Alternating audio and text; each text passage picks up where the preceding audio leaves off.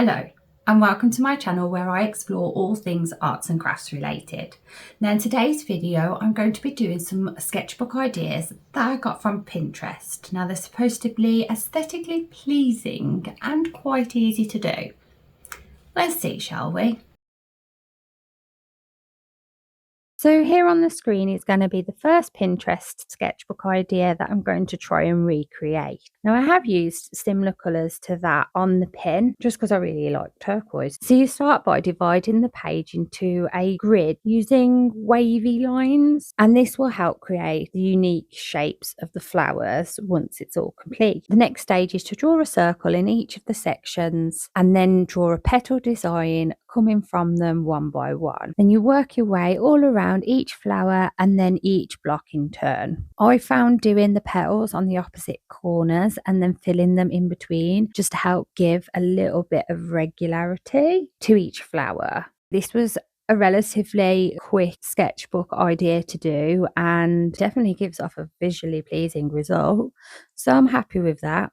My only gripe was the felt pens that I've used on my sketchbook paper have ended up smudging all over my hands, and I started to smudge them all over the design as well. And it also made rubbing out the pencil lines a bit difficult. So test your pen choices on this one. So the next sketchbook idea that's up on the screen is this one, where you create loads of tiny little black flower using a fine liner pen and fill the page. And yes, this one took a lot longer than I expected, but I kept persevering with it because it was looking so effective. I ended up filming most of this off camera just so I could sit down in front of the telly of an evening and keep working on it, because it took me over a week. Just keep picking this up and putting it back down and getting hand cramp as well, but it was definitely worth it. So when it came to colouring them in, I was tempted to do it like the picture that I put up on the screen, using loads of blues and turquoises, but I used turquoise and I knew the next one coming up was going to be a lot of blues and turquoises, so I decided to go for a rainbow effect on this one. Now I did have to be careful with like the yellows and the oranges, as the black fine liner pen was smudging a bit, so it was ruining it a little bit, which I was pretty gutted about after spending this amount of time just doing the black flowers alone. However, I am still really pleased with the end result, and I never do anything in a rainbow design, so this is me stepping out of my comfort zone really, and I've really enjoyed it. If you're going to try something like this, I would definitely take your time with it. Maybe do it on really nice paper. Again, test your pen choices and a nice monogram maybe. I think that would work really well, but just be mindful, it's not a quick sketchbook technique at all. So my next Pinterest sketchbook idea is actually a little tutorial that shows you how to do these Portuguese tiles. Now, as soon as I saw this one, I was like, I've got to give this one a go. So I started by dividing my page up into equal squares, and then I divided each of the squares as per the instructions per each design. So I worked one design at a time, filling the whole page and then moving on to the next tile design, using two different colour fine liner pens, a nice dark blue and a turquoise. Once you've finished all of the tiles, the last step is to take a grey fine liner pen and then draw the tiles in between each one. Obviously, once everything's dry or you're happy everything's not going to smudge, rub out all of your marking lines, and then you're left with this absolutely beautiful tile design. These Portuguese tiles would make a brilliant bullet journal spread, and you'll already have the squares in the bullet journals that will help you create these tiles without you needing to grid everything off. Anyway, this was my favourite sketchbook idea of this video. The only things that I would change with it is if I was to do 1-inch squares again, I'd probably use thicker pens, or I'd use the fine liners in maybe smaller tiles than 1-inch squares.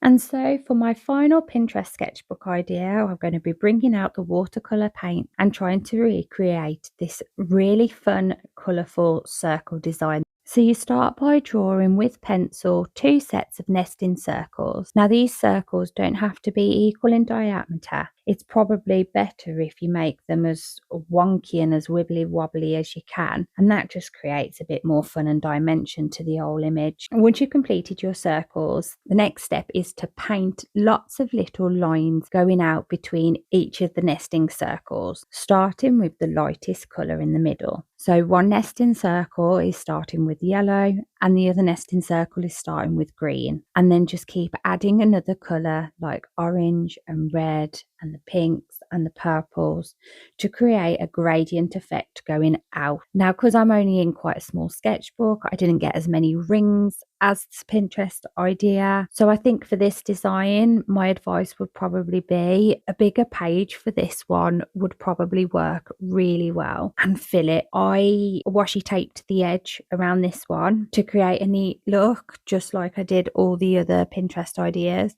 But I think actually this design probably would have worked better if it was going straight out to the edge of the page. But either way, this was a really fun, a really mindful, extremely satisfying process where you could just switch off and paint without really having to think too much about it. Just like the other sketchbook ideas, I enjoyed it. It's been fun to do.